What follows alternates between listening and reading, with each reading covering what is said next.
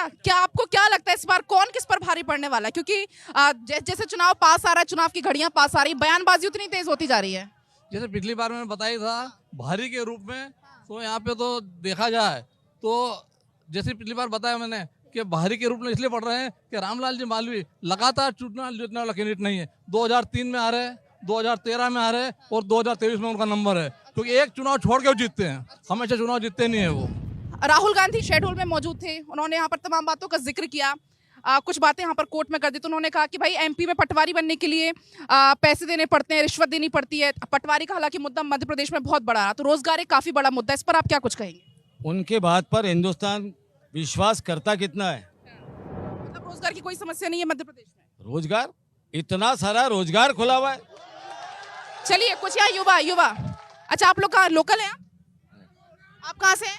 उन्हेल से ही। उन्हेल से ही हैं। कोई समस्या उन्हेल में नहीं है? कोई समस्या नहीं है। सब अच्छा चल रहा है? सब अच्छा चल रहा है, एकदम बढ़िया। इस पर क्या चाहते हो? क्या चाहते जो काम किया भारतीय जनता पार्टी ने वो आज तक कांग्रेस ने नहीं किया। 5 साल में रामलाल कोई काम बता दे, एक 5 लाख का भी काम बता दे उन्हेल में, क्यों काम किया इनने? आप बताइए, आप तो युवा हैं, खड़े हो जाइए जरा। आप बताइए, रोजगार की कोई समस्या नहीं है क्या? सब अच्छा चल रहा है? कोई समस्या। आप क्या करते हैं? मेरा बिजनेस है, कपड़ों का व्यवसाय है। हाँ। और किसान हूँ और कर्ज माफी कुछ नहीं हुई है। छलावा किया गया कांग्रेस के द्वारा, कोई भी नहीं। आप किसान से पूछे ना, आप व्यापारियों से पूछ रहे हैं। किसान बैठे हैं साफे में बैठे किसान, इनसे पूछिए। रामलाल मालवी 3 बार विधायक रह चुके हैं, उनकी कोई उपलब्धि नहीं है। सतीश जी मालवी 1 बार विधायक रुके चुके हैं, उन्होंने नया बस स्टैंड दिया है, उन्होंने महाविद्यालय दिया है, उन्होंने खेल का मैदान दिया है, उन्होंने उत्कृष्ट सड़क दी है, उन्हें अनेक कार्य किए। रामलाल मालवी जी 3 बार विधायक रुके हैं, उन्होंने कोई विकास नहीं कर रहा।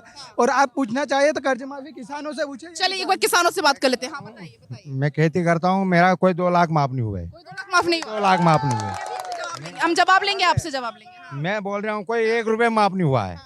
70,000 का कर्ज है मेरा सोसाइटी का, बाकी 2 लाख वाली बात में 70,000 वाला बोल रहा हूँ, कोई 70,000 माफ नहीं हुआ। कोई कर्ज माफी नहीं हुई आपके पास? अरे क्या कह रहे हैं? वो तो साफ साफ कह रहे हैं कि मेरा तो कोई माफ। कहने से कुछ नहीं होता, वो भारतीय जनता। कहने से क्यों?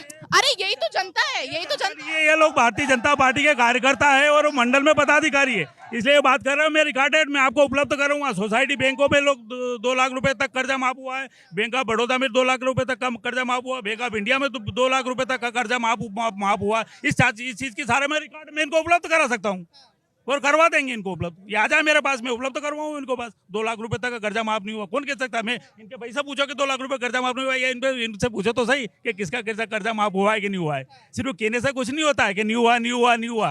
कर्जा माफ हुआ है भाई। कांग्रेस सरकार की 15 महीने की सरकार में 100 रुपये 100 यूनिट बिजली बिल हुआ। कितनी जनता सब जानती है। इतनी यहाँ पर गौशाला बनी है, 1 लाख तक का कर्जा माफ हुआ है।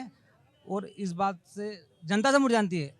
इनके 5 साल का कार्यकाल 2013 से, सुन लो, 2013 से 2018 तक इनके 5 साल का कार्यकाल, और रामलाल मालवी जी के 20 साल का कार्यकाल सबको जनता को पता है। सुनो जनता, कमलनाथ जी की सरकार बन रही है, रामलाल जी मालवी।